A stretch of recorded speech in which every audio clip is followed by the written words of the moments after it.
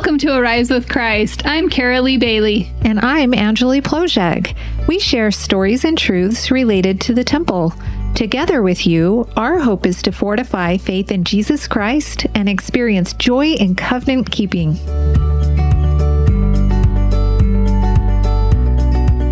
President Russell M. Nelson said, "The gospel net is the largest net in the world. God has invited all to come unto him, black and white, bond and free, male and female. There is room for everyone. However, there is no room for prejudice, condemnation, or contention of any kind." And he goes on, "My dear brothers and sisters, the best is yet to come for those who spend their lives building up others. Today, I invite you to examine your discipleship within the context of the way you treat others. I bless you to make any adjustments that may be needed so that your behavior is ennobling, respectful, and representative of a true follower of Jesus Christ." And here at the beginning of this episode, we want to pause and acknowledge the passing of President Nelson. He was our dear prophet, and we will miss him. We're forever grateful for President Nelson. He was deeply influential to all of us. One example of his influence is when he invited each of us to prayerfully consider what we can do as a personal spiritual endeavor. He encouraged us to do something extraordinary. For us, Carolee, starting a podcast felt extraordinary because we had no training or experience. We certainly did not, but because of President Nelson's encouragement, we mustered up the confidence to try. We dared to begin. He taught us about covenants, charity, and courage. He showed us what it means to be a lifelong disciple of Jesus Christ, and we look forward to the best that is yet to come. Our guest for this episode is Jennifer Jensen, who seeks to build up others in her life. Jennifer is actively engaged in her community. In this episode, we learn from Jennifer the importance of inclusivity. President Nelson taught us all to be peacemakers and to reach out to others who are different from us. He taught us to be inclusive and build bridges of understanding. And I have witnessed Jennifer's efforts to follow President Nelson's invitation firsthand. We serve together on a community prevention coalition, which brings people together to promote supportive relationships, well-being, and positive mental health. Angeli, it was so enjoyable to visit with Jennifer. I loved learning about her upbringing in New York as part of an immigrant community. She's a wonderful person, and we know you listeners will enjoy getting to know her as well. Jennifer Jensen earned a bachelor's degree in sociology with an emphasis in social issues from Brigham Young University. Over the past 25 years, she has applied her knowledge of group behavior and analytical skills in her employment, volunteer work, church callings, and in her role as a mother and family member. Jennifer is married to Dr. Brigham Jensen. Together, they are parents of 5 children. In her spare time, Jennifer loves to travel and experience new cultures. She is always planning new places to visit. Thank you for having us in your home today, Jen. We're so happy to talk to you. Hi, thank you. I don't know you super well, but I know you enough to know that you do a lot of volunteer work. Yes, my kids like to say that I'm a professional volunteer, or as my husband says, this is my part-time, full-time job. I love it. Yes, I love it. That's great. You were the president of the PTA at our local high school. Mm-hmm. Can you talk about that for just a minute? Yeah, I have over 20 years of experience in PTA, but then around COVID, they were looking to help rebuild our PTSA at the high school, and they recruited me to come over there to be a part of that, to help build up a team there, because a lot of those practices had dwindled during COVID when parents essentially weren't invited into the school. And so they were looking for someone who wanted to be involved in the school values and help build that community and that trust again between parents and teachers. Oh, wow. What a great contribution.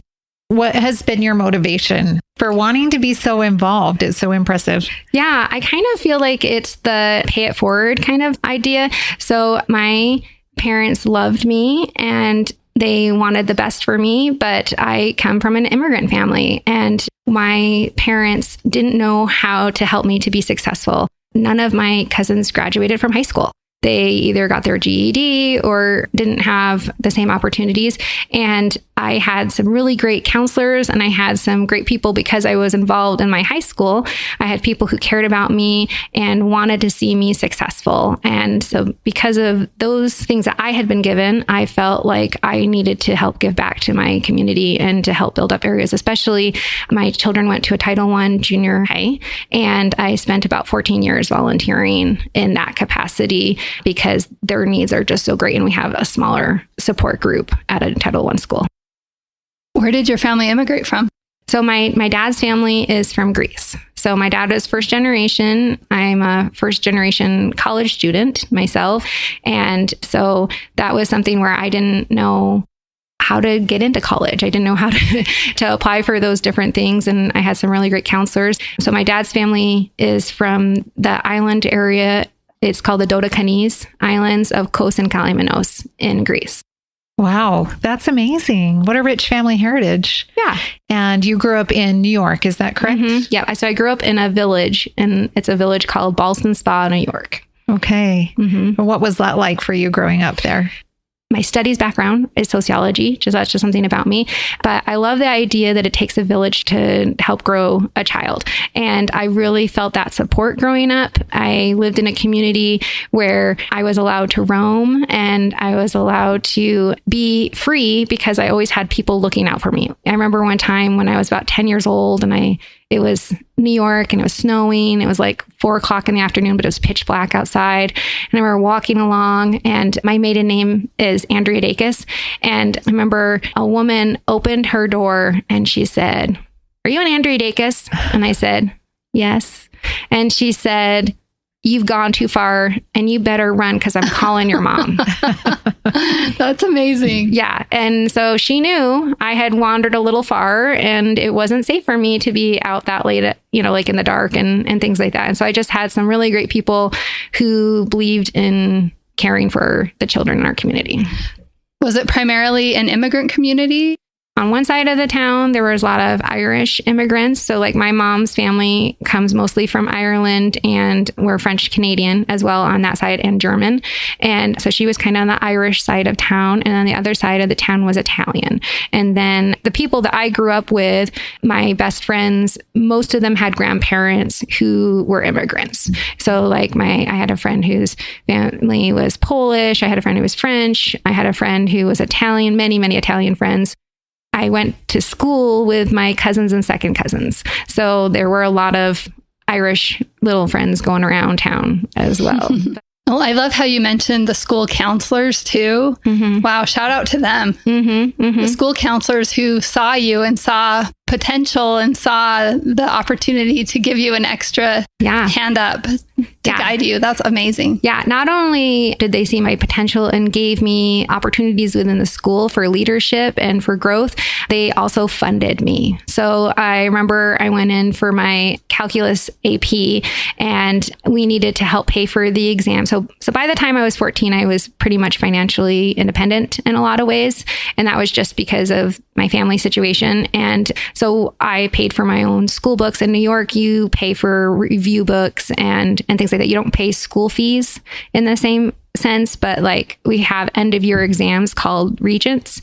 Those are worth 1/5 of your total grade for the year. And I was in the Regents Honors program. So you had the school level, then you had the Regents program, and then you had Regents Honors, and you also had AP or IB classes. And so I went in to pay for it, and my counselor recognized that I was writing a personal check. Wow. And she said, "Oh, we have a fund." And it was actually our teachers would get together every year and they would do something called the Strawberry Days, where they would have a big event where the students would play music and it was a fundraiser, and the teachers would serve ice cream and everyone would make these like ice cream sundaes. And then the teachers would then have a fund that they could use for scholarships and other things like this. So like that was before you had, like here in Utah, if you had been in my situation, they would have had like a fee waiver, right? And that wasn't available. Instead, it was literally the teachers who they said, "I think we have a fund for that." And I didn't end up having to pay for my AP exam because of my counselor. Well, I'm super interested in what leads to a 14-year-old becoming financially independent. Would you mind talking about that a little bit? Yeah. My sister always says that we come from a family of hustlers. And so like, obviously my parents paid for my food and board and things like that. But like anything, like I paid for my own school clothing by the time I was 14. So I would work all summer. I would work during the school year. I had a lot of gigs. I always had a little side hustle. And for example, one of the things I did as a senior in high school is that there was a family who had a paper route, and they would get up early in the morning and they had children. So what they would do is they would pay me some money per night. When her husband had to work a night shift, I would go and sleep at this house, and then I would be an adult in the house when their children, if they got up in the middle of the night or something like that. So imagine a kid going to school but has just spent a night shift babysitting at somebody's house. I kind of love picturing you as a little 14-year-old being such a hustler. I mean, that builds grit and resilience that nothing else can. Yeah. I'm sure you learned that. Yeah. And I think it also was one of those things where my parents were great examples also of this. So my father worked 3 jobs, right? And it was something where I've worked a lot in self-reliance as my calling. And sometimes people will say, well, we need to do this or we need to do this. And I was like, well, what are their kids doing? What's mom and dad doing? And, like my father made sure he would work his job. We always say that he went from not a lot to too little, because it was during the time with the financial downturn in the 80s and 90s, right? He went from a factory job to working. He took a large pay cut, about a third of his pay cut from a good factory job, to then he had to go find another job. And he would work rotating schedules at a military base. But then he also refereed. He was a mall Santa. He worked security. He also worked at a comedy club. He picked up all these different jobs, and oftentimes he would go from working third shift to then he would go to serve at church. He'd go straight to church afterwards. And that was something where they helped us to recognize the importance of commitments. And also, there's always something out there, right? There's always something out there that we could make a little something. What does your journey on the covenant path look like? We know a little bit about your childhood just from that little snapshot. And I wish we had time. I want to hear more. I want to hear all of the stories. But yeah, tell us about that. Yeah. So both of my parents are converts to the Church of Jesus Christ of Latter-day Saints. And my mom joined the church when she was 19. And it took my dad about 4 or 5 years longer before he joined the church. My mom was Methodist and her father was Catholic. Her mom was Dutch Reform. My father was Greek Orthodox, and that's how he grew up. And one of the things that was kind of interesting is that they really wanted to be in a home where they had the same faith. And so for my mom, when she found the church, this was an important thing for her. And she talked to my dad about it. And, I learned a lot about communication through my parents. And, so they talked ahead of time that this was something that she wanted to do and was going to have meaning and purpose to her. And he was very supportive of her choice to join the church. And then my dad joined the church a few years later. But after joining the church, about 2 years later, he became the first branch president. They were having children throughout this whole process. So I was about almost 4 when my dad, he stopped being branch president. And I, in that little branch, have some great memories. I have some great memories of being outside picking strawberries while my dad was inside doing interviews and things like that, because this was still during the time of this was before the consolidated time block. So you would have to go 3 times. And I remember having to get rides home from church because my dad needed the car and things like that.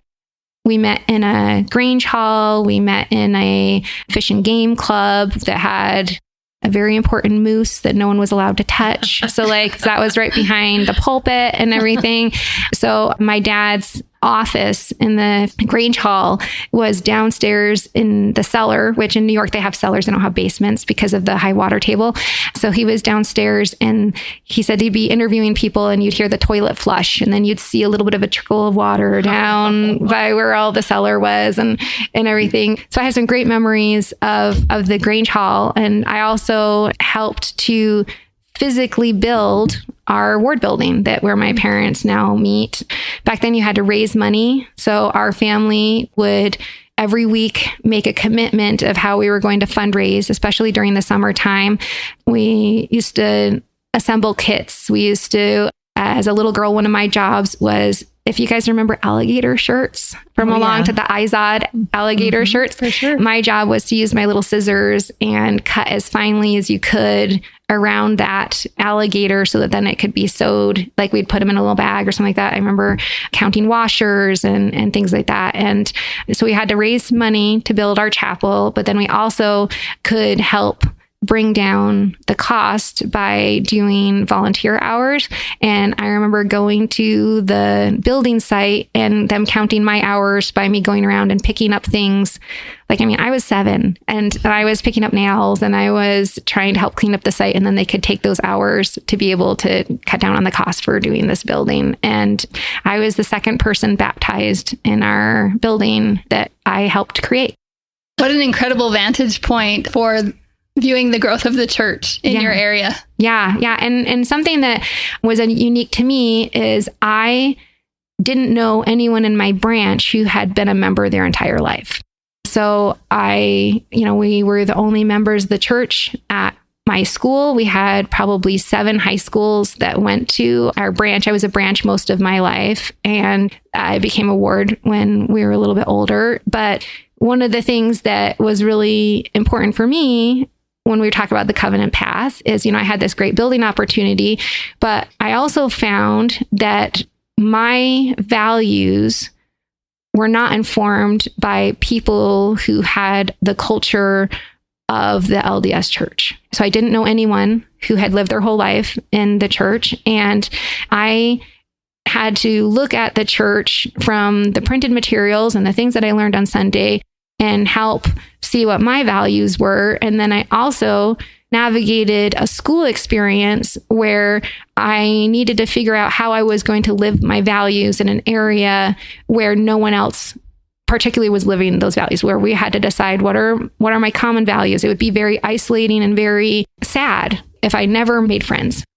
And my parents spent a lot of time showing gratitude and helping us to see those who are our allies. So those who would help us to live our covenants and help us to be able to, just getting kind of choked up. So I, for example, like I said, I had friends of all different faiths and things like that. And I remember one time when I was 13 going to a party.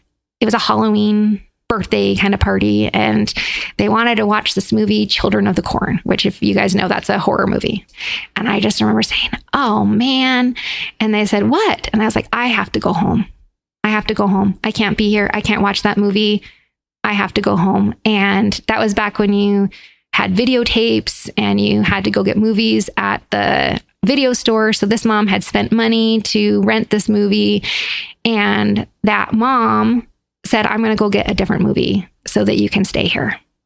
And they changed the whole party so that I could be a part of it. And I'm really grateful for the friends who supported me in wanting to keep my covenants and wanting to live how I was. Because there were some people, there was a Baptist preacher in the town who said that you shouldn't be friends with the Mormons. And so I wasn't allowed in a Baptist home growing up. And so I had friends who were Jewish. I had friends who were Episcopalian. I had friends who were of all these different faiths. I could see how they were good, and I could see how Heavenly Father was blessing them as they were faithful. And then I also felt strength in their numbers as they supported me and my goals.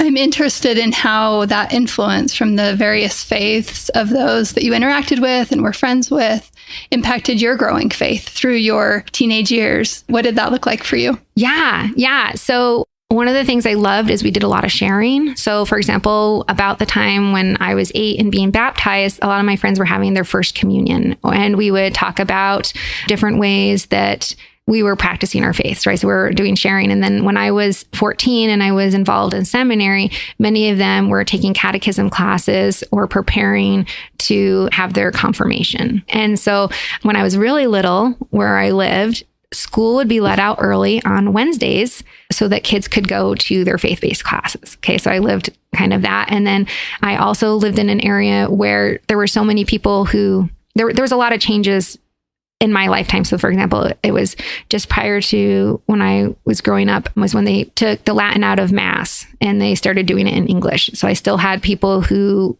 wanted to go to a Latin Mass instead, like there would be some Latin Masses and there'd be some in English kind of thing. But throughout my entire life, they never had meat on Fridays at my school. So for me, that's not something that I ever did. And I would participate in, a lot of my friends would practice Lent, right? And they would have that kind of time leading up to Easter where they would have a time of reflection. And that was something that I always participated in. Many of my friends would give up chocolate.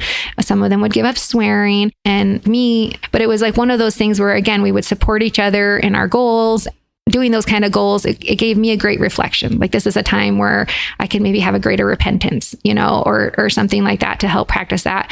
But we would invite each other to the different religious things that we were doing, right? And so that helped me to, again, have this great educational opportunity. But what I found was really interesting is that there's a purpose for Brigham Young University. And one of those things is to help people to gather together and to be able to study by learning and by faith.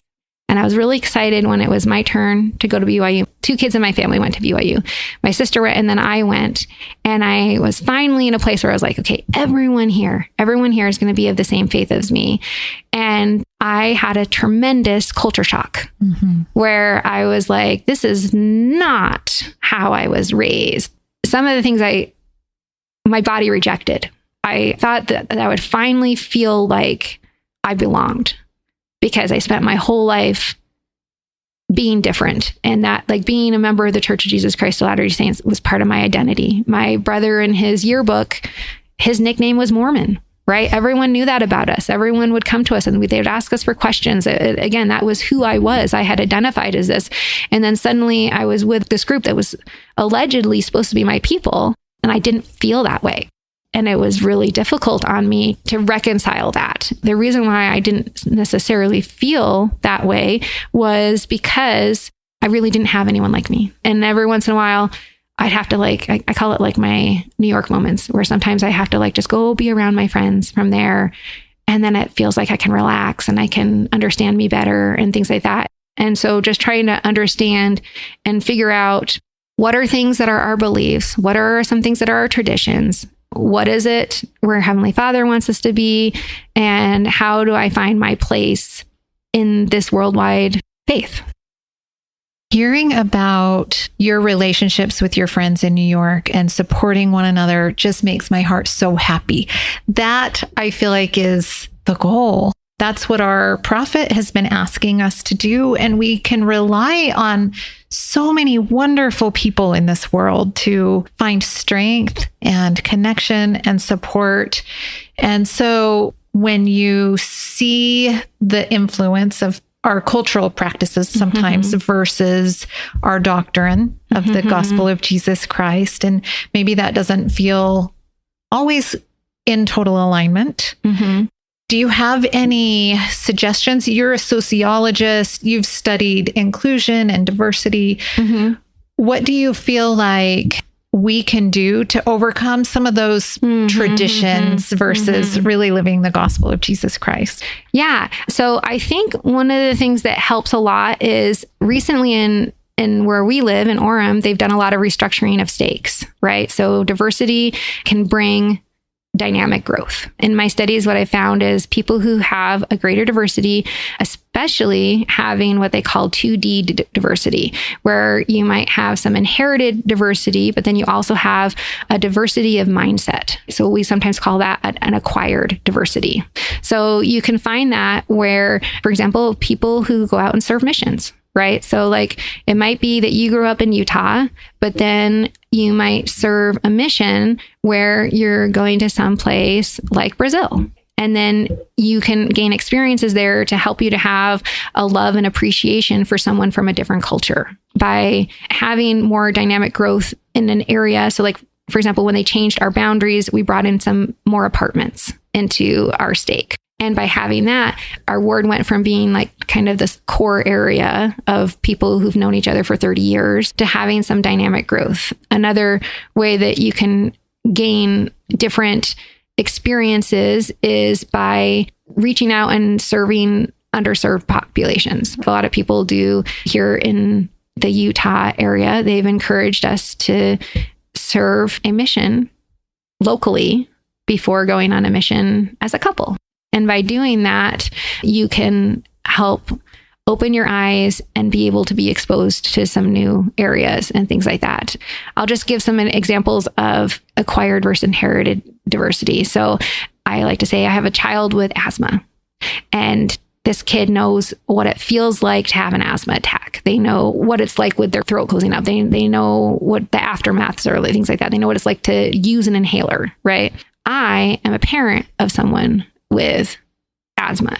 I know what it's like to make that decision. Are we driving to the emergency room or not? I know how expensive inhalers are. I know how to try to get a kid to use the inhaler when they're not wanting to. So I have some experiences. It's not exactly the same thing. So for example, someone who might be visiting Brazil as a missionary, it's not exactly the same thing as someone who's lived there the whole life. Right? They can gain some of this empathy and this understanding through those kind of experiences, but it's not like experiencing it in the same way, but it can help open their eyes. On my PTSA council that I had, one of the things that I wanted to deliberately do is make sure that every junior high and every elementary school that feeds into our high school was represented on the PTSA. And so by doing that, then we could figure out, they always have this thing happening at this elementary school. And so we don't want to plan something during that time because that can be a conflict of interest. And you're trying to understand maybe having people represent what their experiences are coming from the different schools so they can understand things a little bit better. So if you only have representative from one of the junior highs, then you don't understand the experiences or even have the same contacts and those relational opportunities. And I remember one time being on a Relief Society board, and the Relief Society president asked me to put on what they called a Super Saturday. I grew up in New York. We lived in Albuquerque, New Mexico, and Michigan. We lived in all these different places. And I came up with this idea for what I thought a Super Saturday was. And the Relief Society president and I kept going back and forth. She would say, well, I want to do this. And we go back and forth and back and forth. And finally she says, I just want to do it the way it's always been done. And I said, well, if you'd like to do that, then you need to ask someone else. Because I don't know what's been done in the past. I don't know how you guys do it. I don't know what you're expecting. So if you want things to stay the same, then you need to choose someone else. I'm okay if you release me from this calling and ask someone else, because I'm not the person you're asking for. So I like to say the reason why Jesus Christ, he can succor all of us is because he's felt all of our pains. And the more that we have reached out to others, the more we have experiences in our life, we can gain that acquired diversity. We can gain that empathy to help others. And then Heavenly Father will put us in positions where we can be able to serve others. So when we're talking about diversity and inclusion, one of the talks that I went back to in my mind was The Doctrine of Belonging by Elder Christofferson. Yes. And this is such a good talk. It was such an opportunity for me to go back and revisit it because I felt like when I did that, I thought, I need to be revisiting this. This is important. This is good. And ultimately, he talks about how Jesus Christ included all of us in his atoning sacrifice. One of the quotes that I just love, he says, a sense of belonging is important to our physical, mental, and spiritual well-being. Yet it is quite possible that at times each of us might feel that we don't fit in. In discouraging moments, we may feel that we will never measure up to the Lord's high standards or the expectations of others. We may unwittingly impose expectations on others or even ourselves that are not the Lord's expectations. We may communicate in subtle ways that the worth of the soul is based on certain achievements or callings, but these are not the measure of our standing in the Lord's eyes. The Lord looketh on the heart. He cares about our desires and our longings and what we are becoming. Let us leave judgment in the Lord's hands and those he has commissioned, and be content to love and treat each other the best we can. Let us ask him to show us the way day by day to bring in the poor and the maimed and the halt and the blind, that is everyone, to the great feast of the Lord. Belonging comes not as we wait for it, but as we reach out to help one another. Mm-hmm. When you're talking about cultures and traditions and bringing in those who might feel marginalized, this isn't just good advice. We all have a place at the Lord's table. And not only is it important, it's needed. It's necessary. It's necessary to seek understanding in people's experiences that are different than ours. And I really like that you have the background in your life that allows you to be able to see that in others, and then hopefully bring that to other spaces that you're in. Because sometimes I think that I know I get pretty content with my routine, and I get pretty content with my point of view. And it's just such an amazing reminder to me that there are so many others that need to be represented. Well, and I think one of the things that you kind of alluded to is that we need to create peace. So a lot of times when they said, blessed are the peacemakers, I remember having an experience when my children were younger, where sometimes people think that peacemakers are those who sit back and be quiet and allow things to happen. But we are creators. We're modeled after our Father in heaven, and he's a creator, and we create this space for peace to happen. And I remember one time I did a little preschool group with all of my children, and I had different groups for the various kids. And I remember watching with one of my children that I asked the kids to go wash their hands. And there were two kids kind of over by the sink, kind of pushing and, trying to get in there to wash their hands and things like that. And then I watched one of these other children just go and get a chair and bring the chair over, so that way they could get up closer to the sink and wash their hands. And that way there were two chairs. And so she was like, oh, I can see the solution for this. And she created that space for peace to happen. And I think that there's a lot of ways we can do that in the church, for example, in our callings, right? Like sometimes we have a calling in the church that will help teach us empathy. We can work with different groups or different people and help us to have that acquired diversity, have that mindset change. But then sometimes we have certain skills that are helpful to be able to create that peace or to create that circumstance. And one of my kids has some learning disabilities. And I remember when they did their first primary program and they were on the stand, and I could see that this child was kind of doing some different things because they didn't know what they were supposed to be doing with themselves. And I just kept whispering, just pick them up and hold them. Just pick them up and hold them. And instead, what the teachers did is they came and had my child come sit with me.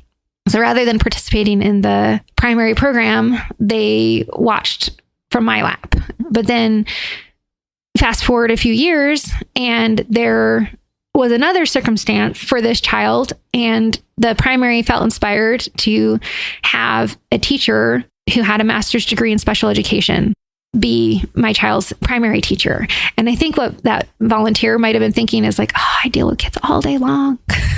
I deal with kids all day long. Why do I have to do this on Sunday as well?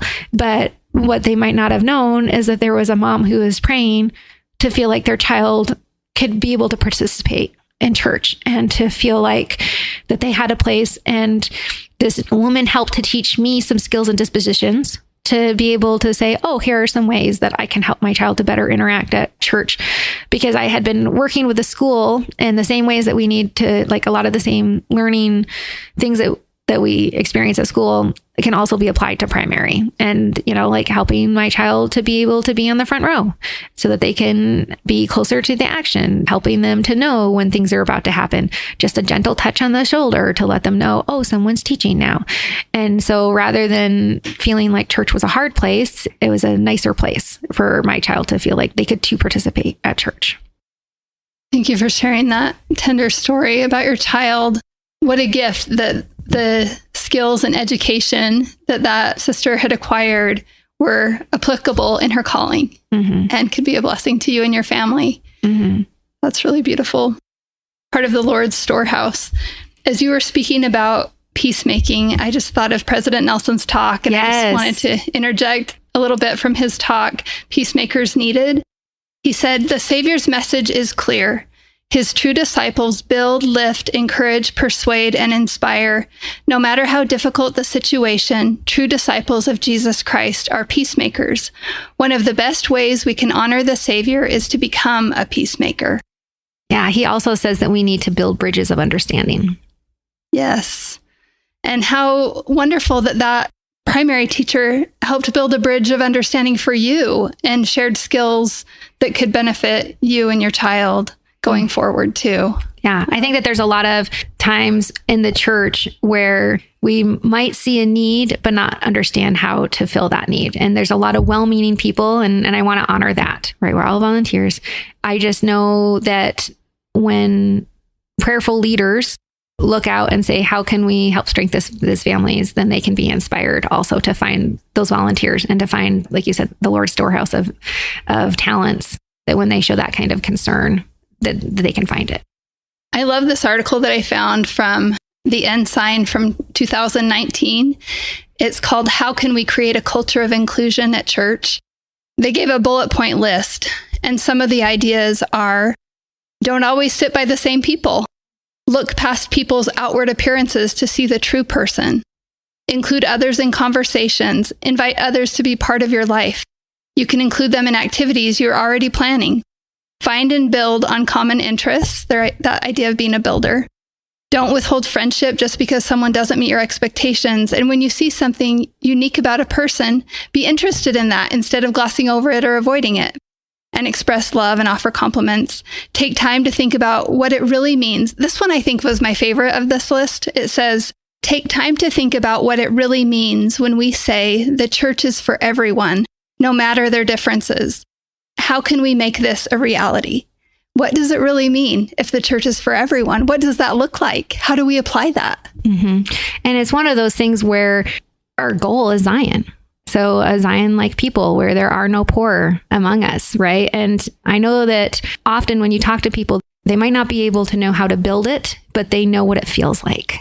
They know the times when they felt included. They know the times when they felt safe, the times when they felt that love from the others. But that's what my goal is. That's something that I know how to do, is I know how to go in and look at a system and look at the areas where they might be lacking and say, oh, here are some ways that we could help build in this area. And so that's one of the reasons why I am a volunteer, right? That's why I've looked out to these other areas as well. And it's been a great source of happiness for me to be able to feel that when I can come in and say, oh, if we just add this little thing here, then this group here can feel.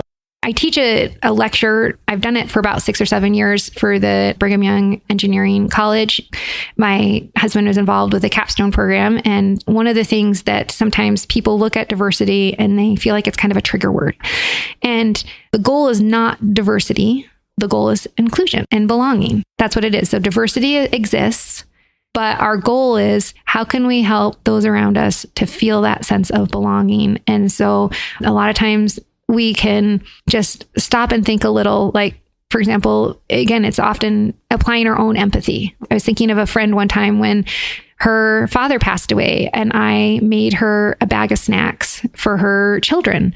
And after the funeral, she said, how did you know that? How did you know I would need that? And I was like, well, when my mother-in-law died, those kids were hungry. The people in my mother-in-law's ward made these bags for our kids. And so now, I don't need to be on a ward committee to do that. Instead, I can see, oh, here's a need here, and I can help fill that for someone else. This is such a good conversation to have. And as covenant-keeping members of the Church of Jesus Christ of Latter-day Saints, Jen, you just said, I don't have to have a calling to do that. What does this have to do with covenants? Mm-hmm. What does inclusion have to do with making and keeping my covenants? How would you respond to that? I would say that it's our first covenant. It's our covenant of baptism. So we say that we will always remember Jesus Christ, and we say that we will be like him, right? We take his name upon us. And so that's our job, is to to look for others and to care and to stand as a witness. Sometimes standing as a witness means saying the things that need to be said. And sometimes standing as a witness is creating kindness and having that empathy for others. And I was thinking one time I was in a calling where we were kind of concerned about somebody, and some of the women in the group were kind of saying, well, she's just not coming anymore. And what's going on? And I was like, I'm going to call her on the phone. I'm just going to call her and see what's going on. And I called her, and it turned out that this woman was suffering from, I think you say it, hyperemesis, where you're throwing up all the time. She was very sick. This woman was very sick while pregnant and needed to receive daily IVs in order to be okay. And she had young children at home. And the thing that really touched me, she said, I knew you'd find me. I knew you'd find me, Jen. And that is a huge responsibility, but also a great honor. That's an honor to be thinking, like when we think, am I my brother's keeper? Yeah, I am. That's something that we covenant to do when we become members of the Church of Jesus Christ of Latter-day Saints.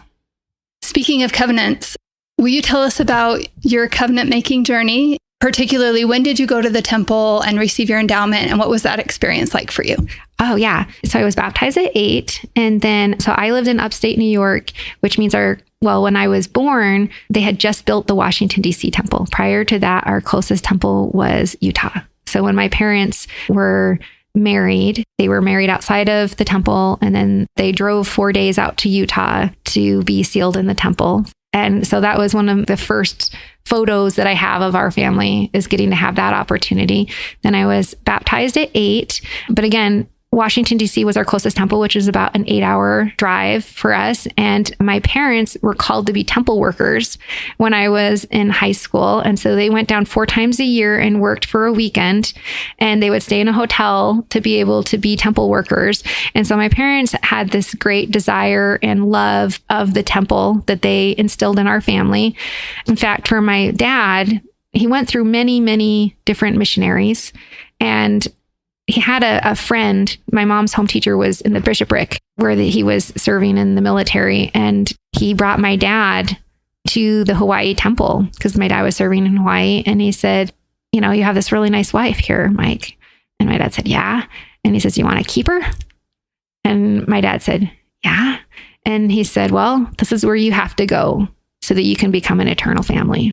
And that was what it was that really was the turning point for my father. So that really is kind of the foundation of my family, is this idea of eternal families. And for my mom, the reason why she wanted to join the church was because she was 6 years old when her mom lost twin babies.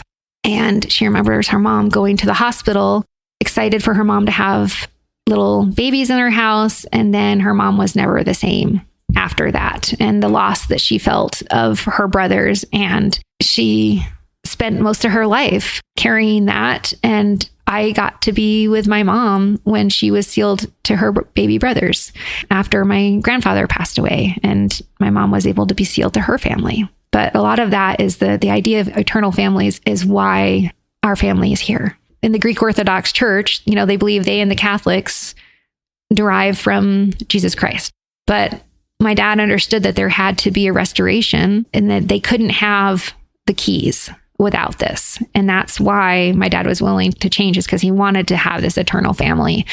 So I didn't go to the temple for the first time until I was in high school because it was so far away. We went on a trip. My sister was being endowed in Washington, D.C., and my parents let me go with them to go hang out there while she was being endowed. But then when I went to college, I met my husband and we were married. And back then, unless you served a mission or if you were old, you couldn't really be endowed. And so I was endowed a week before my husband and I got married. And it was interesting to me because I came from this family that really loved the temple. My parents had done all these different things, but everyone would always talk about like all this peace that they felt in the temple. And I just felt anxiety. I just felt a lot of anxiety in the temple. I'm a person of time. And sometimes it was kind of difficult because we had babies kind of young and things like that. And being away from my children was difficult and things like that. But I grew up in this really close-knit family. And then I moved 2,500 miles away from them. And one of the ways that I feel close to my family is by doing family history work and being able to do the temple work for my aunts and my uncles and my loved ones who have passed on. And again, I have that understanding that we were a family before and we're a family on earth and we will be a family again after this. And those are the things that I know that when I am focused on family history work, that time in the temple becomes sweet to me, and it becomes something where it is a joy and it is a privilege. And my parents and my cousins still live in New York and everything like that. But if I lived in New York, I would have to drive 3 hours to get to a temple. Whereas here, I can have my pick in 20 to 30 minutes. And I know that my family placed me here so that I could help do this work for them. And I have a great love and connection for my family who've passed on. And I know that they are active and involved in my life because of the hundreds of names of people that I've been able to do by being so close to temples. That's amazing. Thank you for sharing that. Sure. So when you were sealed to your parents and your brother was there and you were 6 weeks old, how many other siblings were there? So there were 5 of us, including my brother. Okay. Yeah. So my brother was 6. My parents, they went from not being able to have kids to having 6 kids in 7 years. So we were kind of a rambunctious little crew. But so you're the youngest of the 6? No, I have one more. I have another brother. Yep. So, but like I said, my mom, she really wanted to have my brother know how important he was to our family, even though my parents were sealed before he was born because he was introduced to our family through adoption. My parents just really wanted him to know how precious he was to us. That's so sweet. You and I recently had a conversation with a dear friend. And in that conversation, you brought up the parable of the lost coin. And I thought it was incredibly touching the way you spoke about that and described your thoughts and feelings surrounding that. We are instructed by Jesus Christ in Luke 15 about these 3 amazing parables. Do you mind just talking about that for a moment? Sure. Yeah. And I think that this also goes along with inclusion, right? So you have a flock, right? So like as a bishop or as a ward or as a neighborhood or a branch. And a lot of times we're instructed to look out for those who might not feel included or who might have made a decision to leave this flock. And a lot of times when people look at this, they think, well, Jesus told 3 parables, right? He told the parable of the lost sheep. He told the parable of the lost coin, and he told the parable of the prodigal son. These are 3 distinct situations, and these are 3 different stories. So if you look at the lost sheep, you got one little sheep out of 100. And any scholar of the scriptures understands that numbers are important in the scriptures. They are meaningful. And Jesus Christ would use those in his parables. So you've got 1 out of 100 is this little sheepy who kind of just walked off. And then the second one, we talk about the lost coin, right? And that is 1 out of 10. And I'll skip that for a second, but I'll talk about the prodigal. And the prodigal is 1 out of 2, right? So 50%, right? And the prodigal son, what we find is the child says, I know everything. Give me my inheritance and let me go off on my way. So half of the people are like, you know what? I've been instructed in the gospel. I understand this. I just need the opportunity to go and make my own choices for a little bit. But through the kindness and the love and the support of the father, eventually the child wants to come back because they know they're safe there. But in the second one, we talk about the lost coin, and that's 1 out of 10. And with that one, it's an inanimate object. A coin cannot just go off and wander. It's lost through negligence. It's lost through carelessness. It's someone who has not been careful with this coin. And with that one, it is the leader who goes and looks and finds them and goes back. And when it talks in the scriptures about how the angels rejoice when one person repents, a lot of times people think that is the coin, but it's the leader. It's the leader who has repented because they realized, oh no, I lost this coin. What did I do? I lost it. And those are the people who we might have said unkind words to. We might have not been careful with their story. We might have inadvertently been a party to causing reputational harm or sadly, there, things like abuse exist in pretty much any group, right? And sometimes what we do is we further alienate and ostracize these groups by saying, well, they should have just stayed there. That's their job. They still should just stay there, and they should just put up with this and keep doing that. But what Jesus Christ says, what you should do is the leader should go and apologize. The leader should be the one who goes and includes them and is the one who's repentant. And I think that that's one of the things that we need to practice more is who in our circle have we harmed, and who could use of us modeling that repentance. Because it's not our grace, it's Heavenly Father's grace, right? It's Jesus Christ's grace.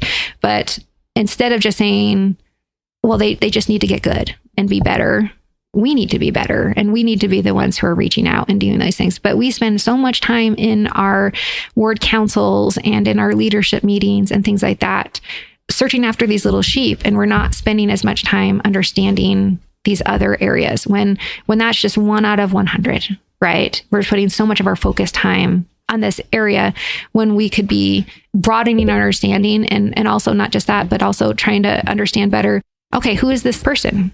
Are they not coming because they're a sheep, or are they a coin, or are they a prodigal? And what is the best way for us to go and care after these people in our circle? I really enjoy learning about the differences in those 3 parables. And I think of the coin, and when something's lost, it's typically hidden. Mm-hmm. Sometimes we don't know it's lost at first. Sometimes it's covered in dust. We don't see it. It's there somewhere. And, I just feel this responsibility within myself in any group that I'm in my family, in places that I serve, in any really situation. How can I truly seek to see and find people for who they are, where their heart lies, and that they're a child of God, and that they are deserving of being picked up, dusted off, and nurtured and loved. Yeah. And I think also, we've talked a lot about President Nelson. He talks about repenting daily. Like I've been trying to model that better with my kids so that they know how to repent, where, if something's happening, they'll say, oh, Mom, this thing happened and you forgot me, or, blah, blah, blah, or something like that. And I'll say, oh, I'm sorry. Just a simple I'm sorry can go a long way, and also do the next right thing, right? So recognize you're wrong and then do the next right thing. So like I was sharing that story earlier about that sister who, people are like, well, where is she? Why is she not coming? She was a little coin waiting to be found. Instead of blaming her for her situation, I was like, oh my gosh, why are we not helping her? She had such a large burden in her life, and she felt kind of abandoned. And so how do we help that we all may safely gathered in, right? That's what I'm thinking about. That's that feeling of inclusion as well. Oh, thank you for sharing that. I really love that discussion too about that parable and thinking of them in 3 distinct ways. So thank you for the light that you've shed on that. I just want to compliment both of you on your involvement in the coalition. I think that's so admirable. And it made me think of Elder Clark Gilbert at BYU's graduation, where he encouraged the graduates and all of us who are trying to be disciples to be a light to the world and to be involved in our communities. And he said, and these people who seek to be a light to the world, he said, they live their beliefs confidently and courageously, even as they learn from others and engage in their communities. They build friendships with others of differing beliefs and invite them into their lives, always representing the restored gospel of Jesus Christ with courage, faith, and dignity. So thank you for how you are doing that in our community. That's really wonderful. Thanks. I had a really great stake president when I was in high school, where he would encourage the youth of our stake to be involved in our schools and in our community. And he would even go to the point where sometimes he would release people from a calling that might be a little bit more time consuming so that they could be involved in the community better. But he would tell the youth in our school, so his name was Hyde Merrill, he would say, be on the student council. He would say, help plan the prom. A lot of times people would be a little bit more isolationist and say, well, we're going to go and have our own prom or something like that. He would say, no, I want the kids in our stake to be involved in that way. I want you to be the ones planning the activities or being involved in the community. And I can think of 2 things. I was on the student council all 4 years when I was in high school, and I was part of SAD, Students Against Driving Drunk. And I would plan an after prom activity. So that way, drug-free, alcohol-free after prom activity. But I also, because of my involvement, got to help pick the DJ that would come to our school. And I got to do things like be involved in, you're in the room where it happens, right? So he encouraged us to do that. But I was thinking of the example of my parents. My mom, we were in a community where they used to have a yearly swim competition at the end of swim lessons at the summer rec. And it was always held on Sunday. Well, my mom started writing letters prior to the swim season, asking them if we could please hold it on Saturday so that her kids could compete in the swim lessons. And we were really talented swimmers. And because my mom did that, we were able to participate and we were able to win awards and things like that. But she would also then send a letter of gratitude at the end of the year, thanking them for that. And she did that for all the years that we were involved in swim lessons with us as kids. So they recognized that she had the foresight to say, hey, this is how you could help accommodate our faith. And then she'd also show that gratitude for the people who were allowing to do that. And I've found a lot when I'm volunteering that I might not necessarily be changed, but I'm changed, right? Like I might not be changing the groups that I'm doing things with, but I personally am changed, like being involved in the high school and things like that. I want to be one of the helpers in the high schools. That way the teachers know that I'm there and that I care. I want to be a creator of this piece, this creator of what it means to be a disciple. And so that way, when people think of me and they know me, they'll know that I represent Jesus Christ. Jen, it's been delightful to learn from you today. I've loved your stories and the little glimpse into your life that you've given to us. Thank you for sharing your wisdom and your experience. And we look forward to sharing this with our listeners. I think it will be really great for so many people to hear from you. So thank you. Thank you so much. Our final question is, how would you encourage someone to arise with Christ? I would encourage people to arise with Christ, to study him and to study his attributes. That's another thing that President Nelson has asked us to do.